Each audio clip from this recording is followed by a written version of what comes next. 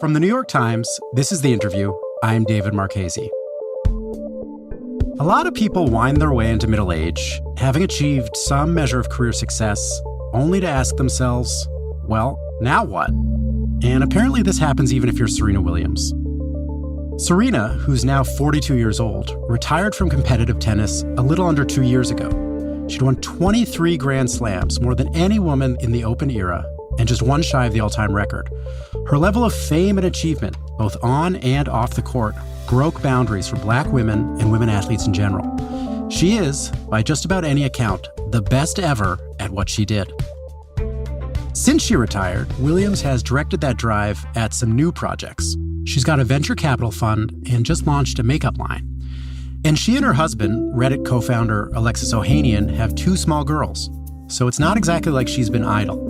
But the tennis court still calls. She's gone back to it, in a way, with a new 8-part documentary called In the Arena, Serena Williams, which will stream on ESPN Plus next month. And she told me that revisiting her career through the series has been the first chance she's had to sit back and take in everything she accomplished. Here's my conversation with Serena Williams.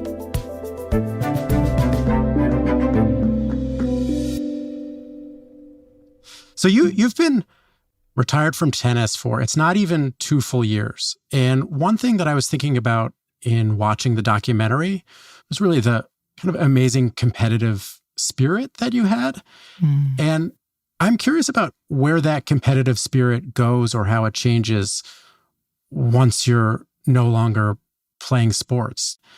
You know, you're doing the different projects, right? You've got the venture capital fund, the makeup line. I think you've written a children's book.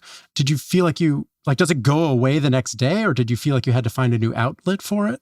For me, it was a necessary thing. Like, I needed to not be done and sit down and wake up and be like, oh my God, what just happened? For me, it was like, thank goodness that I did something that maybe anyone would say was too fast, and not maybe. It was definitely too fast to just throw myself full heart, full body into everything. But that's kind of what I needed to do to survive, so to say. After I've been playing tennis for all my life, I think it would have been really hard. So I just kind of did all that. And when you say it's something you sort of needed to survive, you mean because you were sort of worried or anxious about the prospect of not having new challenges once tennis was done? No, it wasn't about not having new challenges. I think it was more around the fact of like, listen, you've been doing this since you've been born. Do you even know how to do anything else? My whole mission in life was playing tennis.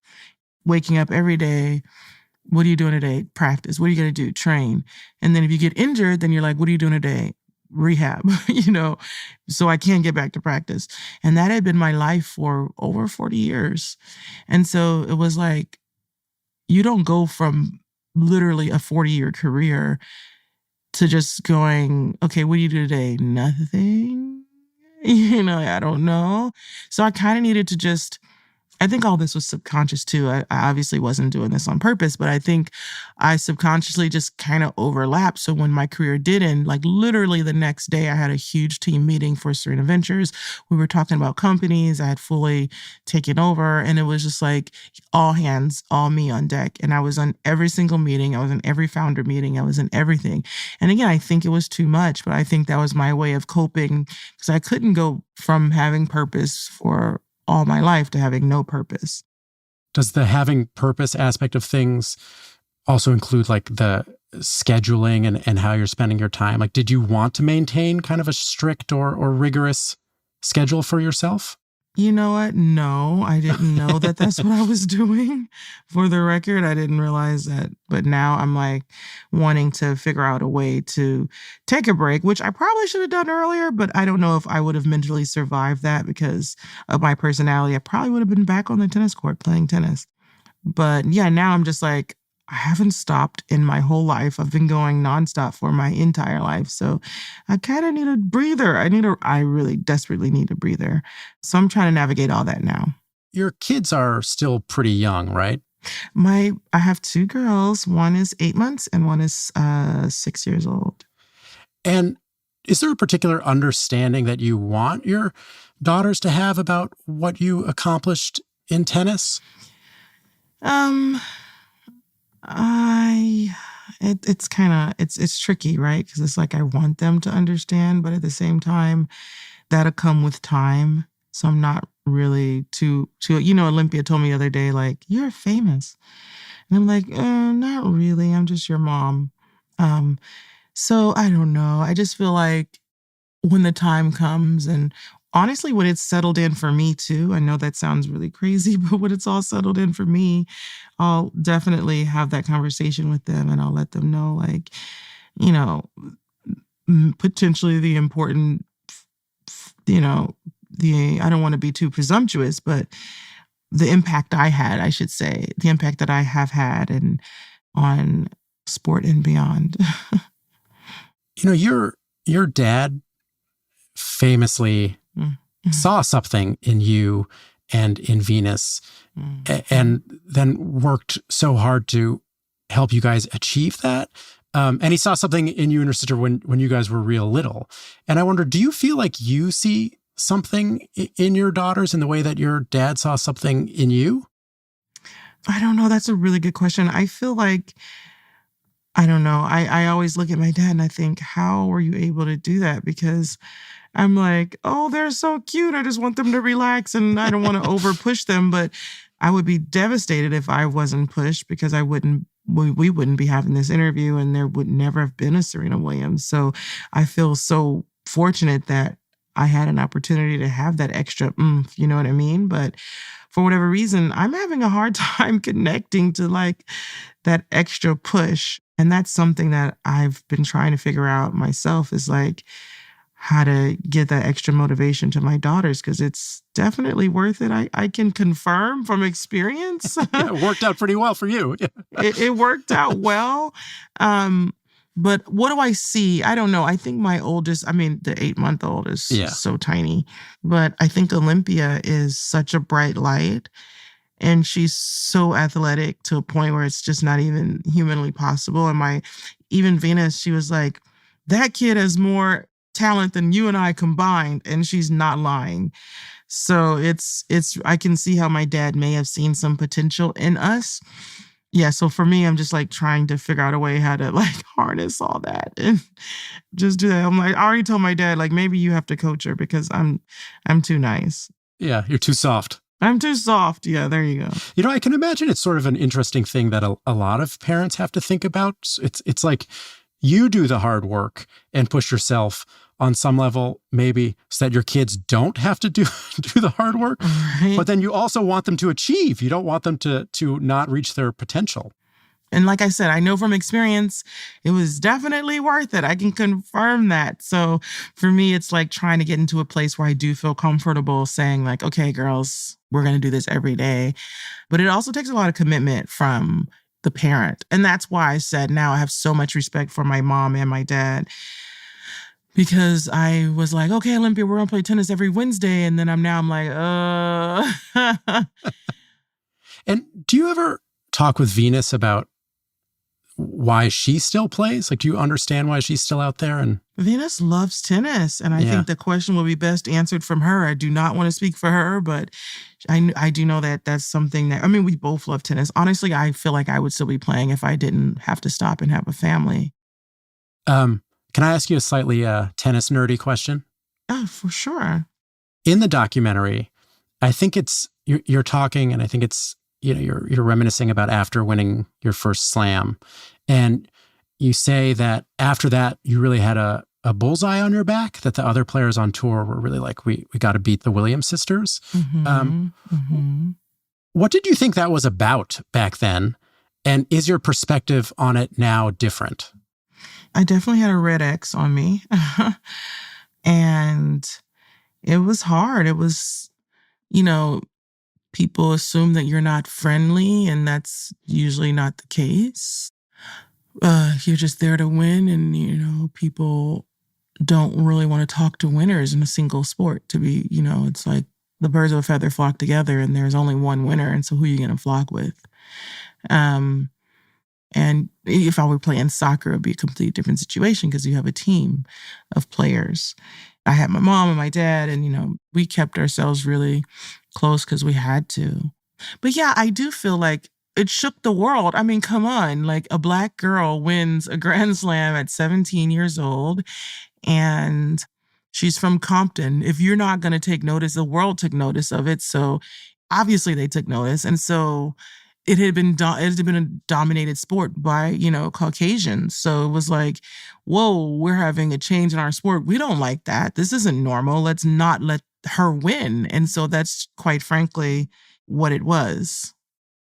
And do you find any of the same racial dynamics in play in... No, I didn't say race. I didn't say that it was racial. I just said that, to be clear, I said that it was a change. And just like anything, like you're going to notice if it was a Asian person winning everything when there was only white people winning before, right? So I happen to be Black, and it happened to be me, and I happened to win a Grand Slam, and I happened to be young. And it was like, whoa, this hasn't happened since the 50s. So obviously it's going to take note. And obviously it was like, well, we're not used to this, so we want to make sure that we make our comeback too. This is a semi-random question. Did you see challengers? That is so random. And yes, I did see challengers. Thoughts? I thought it was good. I wanted there to be more of an ending. I told Zendaya, I was like, listen, is there more?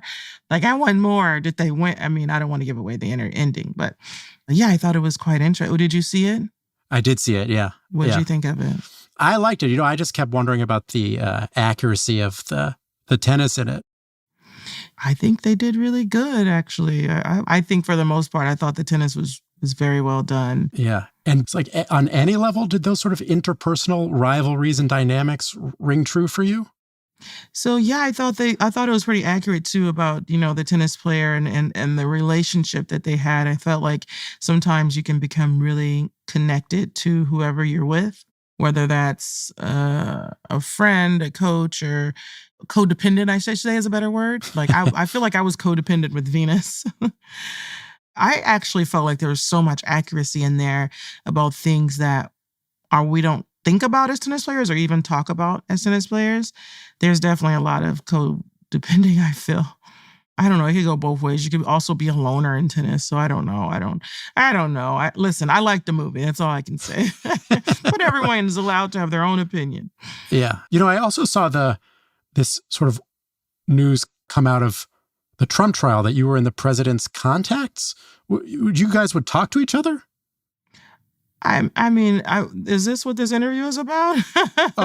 So when somebody has a chance to talk to a president, really? I'm curious what they talk to a president about. I talked to a lot of presidents, so I spoke to Barack, I spoke to Clintons, I spoke to every president since I've been alive, including Ronald Reagan, I'll have you know. Oh, really? What do you think they're looking for in talking to you? What do they want to know? I don't know. I'm not going to go there. Fair enough.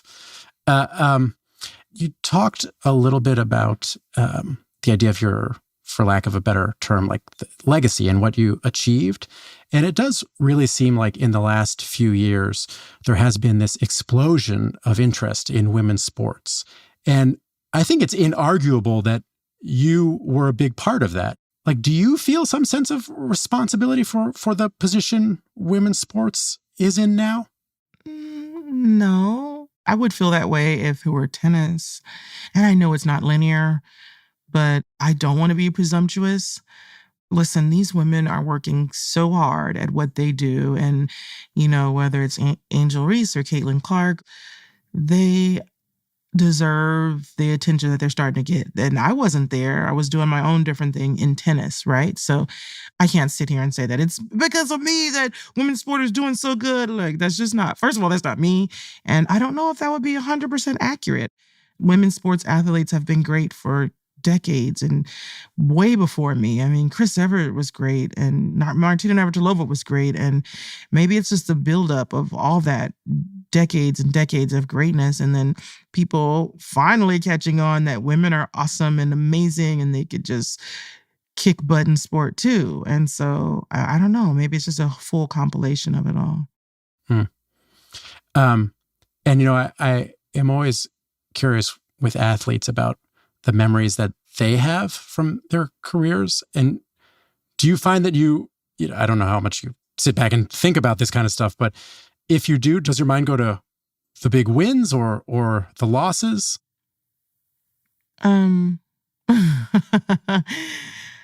kind of person that be like, oh, I hated that I lost that. I try to forget my losses, to be honest. You know what? I actually always refused to go down memory lane during my career because I always said that's when you get satisfied and that's how you not grow and not be better. Because if I'm like looking at me and I'm won like 18 Grand Slams, I'll be like, oh my God, that's amazing. Why am I doing this? And so I didn't want to kind of have that mindset. So I kind of never really looked back. And with everything going on with Serena in the arena, I have an opportunity to look back and say, wow, this has been really, really cool and really interesting. Like to kind of remember that. It felt good. It's being the subject of a documentary is obviously something that most people don't get to experience. Just seeing sort of your life story played back to you in a narrative fashion. What is that experience like, and what were some of the interesting nuances of seeing how someone else like understands what the Serena Williams story is? I am always amazed at people and the excitement they have for what I've done. I'm just like, I'm just a normal person, like I've been so in a box of just like staying focused and just like, just like, I don't know, just doing the best that I could on that day. And just, that's all I could do. So now just having an opportunity to hear people talk, about it almost gets me super emotional. And it's just like, wow, honestly, I just didn't know. I just didn't know. Mm. Tell me more about that, because you were like in it, so you couldn't see outside of it, or? Yeah, I mean, obviously I knew, but Yeah. It's also just, I'm so in it. I would literally win Wimbledon and I would go back the next day and not even the next day. I remember having a conversation with my dad being like, okay, Dad, so that was great, but I really want to focus on, I know I can win the Open. And it's just like, I literally never really took too much time to like settle in and my wins. And I just was always looking for the next quote unquote high, for lack of a better word. And it was always more competition? It was always the next win. Do you still find yourself looking for the next quote unquote high? I have so much more excitement now with just relaxing. And this has been a process of trying to find my new normal. And now I'm like getting to a point where my day today ends at 12 and I'm like, I have a massage at 1:30. And it's just like, it's kind of nice to, have an opportunity to just take a deep breath in and a deep breath out, because I've never had that. And I've always gone from the next thing, so I'm trying to enjoy this.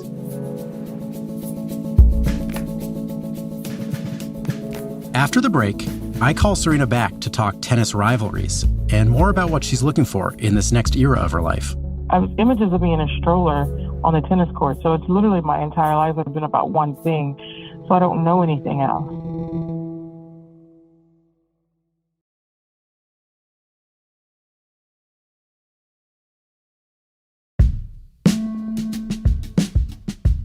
Hi, Serena. How are you? I'm good. How are you, David? I'm good. Thank you for taking the time again. I appreciate it. No worries. Mm-hmm. One thing that... 1 second. What did you say, Olympia? No. I'll think about it, but yes. Was that Olympia? Sorry, can you hear me? I'm just with my daughter, so it's That's okay. What are you guys doing? I'm just with her today because she's out of school. So summertime, yeah. So, sorry, but... Well, speaking of Olympia, one of the things that you and I had talked about in our first call that I thought was really interesting was sort of the push and pull and maybe some uncertainty you felt about knowing how much to try and put your child on a path towards greatness and how much to push them in the way that, your dad pushed you and your sister. And one thing that I thought more about was, what are your husband's thoughts about that? I mean, I assume he wasn't put on a path to excellence in quite the same way as you were. So does he have the same uncertainty? Like, do you guys find you're on the same, do you both feel the uncertainty about that subject? I'm going to need you I need 1 minute, okay? I'm just on a call, okay? Thank you. sorry. I'm so sorry. That's totally okay. Yeah, it's hard. I actually think it's easier for my husband. So I think it's easier for him to be like, okay, let's go here, golf every week or whatever, and just be more of a like motivator than I am. But I'm still trying to find that balance because I tell you, and I always say like, I wouldn't trade anything that I've done for the world. So why in the world am I not pushing my daughter a little bit more? so, so I was just trying to figure out my balance of like pushing versus over pushing. And I think the way my dad did it was good, but I just need to kind of get in that headspace sooner than later, you know? Do you find that Olympia responds to being pushed? I think so. And I don't, to be perfectly honest, I don't think I even pushed her enough to see if she's responded, which is disastrous. You know, I'm like, come on, this is crazy. Do better, Serena. So I don't even know the answer to that. Yeah. And, something else that was interesting to me was that you had said that you felt like you were codependent with Venus when you guys were on tour together. Can you tell me more about what you meant by that? Because codependency usually has a negative connotation, but my hunch is that you didn't mean that negatively. I don't think so. Oh, so tell me about it. Yeah. I don't think so. I think it's good. Like, I mean, codependent is great in some instances, at least in the instance that I meant it, because we depended on each other. We motivated each other. And I think I could see where it could be a negative connotation, but I also think it could be a positive thing. Like, no one could have pushed me. If it wasn't for her, I wouldn't have been pushed so far.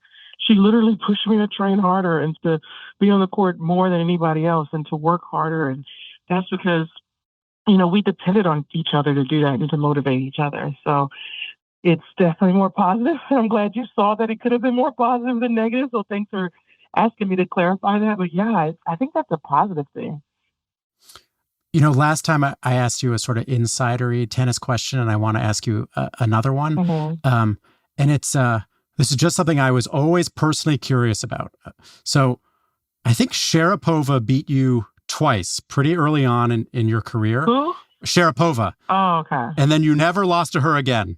I think you beat her something like 18 times in a row after that. Did you just decide like this person is never beating me again? Oh, man, you didn't see it? I think that's episode 3. I don't want to give it all away. Oh, they only showed me the first 2. Oh, my God. I'm so sad. You have to see the rest. It's in there. It's definitely in there. All right. So a teaser. Yeah. A teaser. It's a teaser. You got to wait for it. It's actually really good. But it is. There was a reason why I didn't lose to her. And I explained that. So, that's talking about a bunch of wins that you had. And I know you don't like to talk about losses. Another thing I'm curious about. Okay. So you were so dominant for so long in Grand Slam finals. And then I think you went 0 for the last 4. Did that have to do with the pressure of trying to catch Margaret Court's Grand Slam record? I think so. I think it was pressure I put on myself and too much. I should have won at least 2 or 3 of those. There's definitely one I should have lost for sure. Which I don't think, even looking back, I could have won at least one of them. But definitely 1, 2, or I don't remember the third one. Definitely at least 2 of them I could have won. And, it was just too much pressure I put on myself. And I couldn't relax. I just couldn't relax and be able to just say, and just breathe. And that sucks. Honestly, it does. But nothing I can do about it now. It's not going to change anything, but except for how I feel ultimately. So.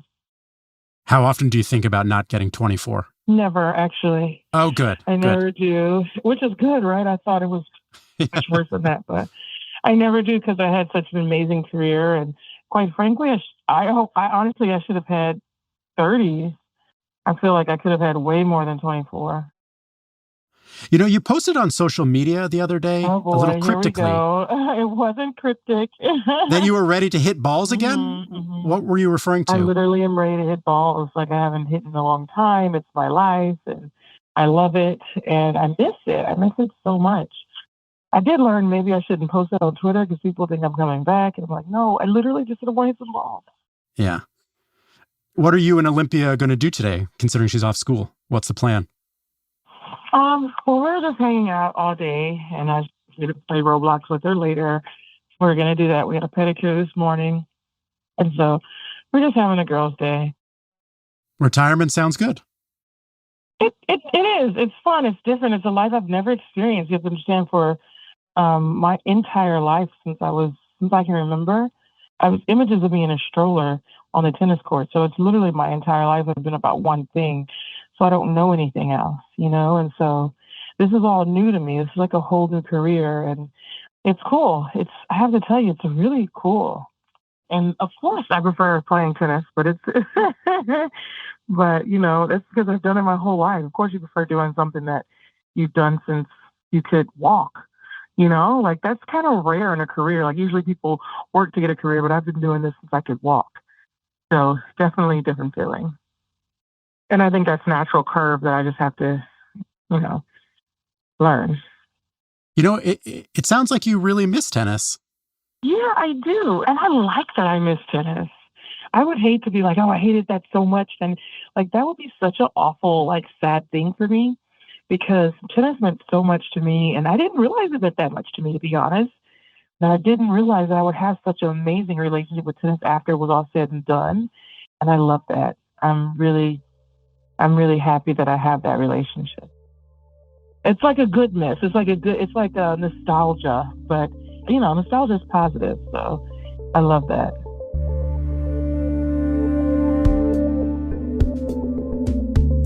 That's Serena Williams. This conversation was produced by Wyatt Orm. It was edited by Annabelle Bacon, mixing by Efim Shapiro. Original music by Dan Powell and Marian Lozano. Photography by Philip Montgomery. Our senior booker is Priya Matthew, and our senior producer is Seth Kelly. Our executive producer is Allison Benedict. Special thanks to Rory Walsh, Renan Borelli, Maddie Masiello, Jake Silverstein, Paula Schumann, and Sam Dolnick. If you like what you're hearing, follow or subscribe to The Interview wherever you get your podcasts. And to read or listen to any of our conversations, you can always go to nytimes.com/theinterview. Next week, Lulu Garcia-Navarro talks with Michigan Governor Gretchen Whitmer. I think you can't win an election in Michigan by double digits if you're not also drawing over people who are not traditional Democrats. And I'm proud of that. I'm David Marchese, and this is The Interview from The New York Times.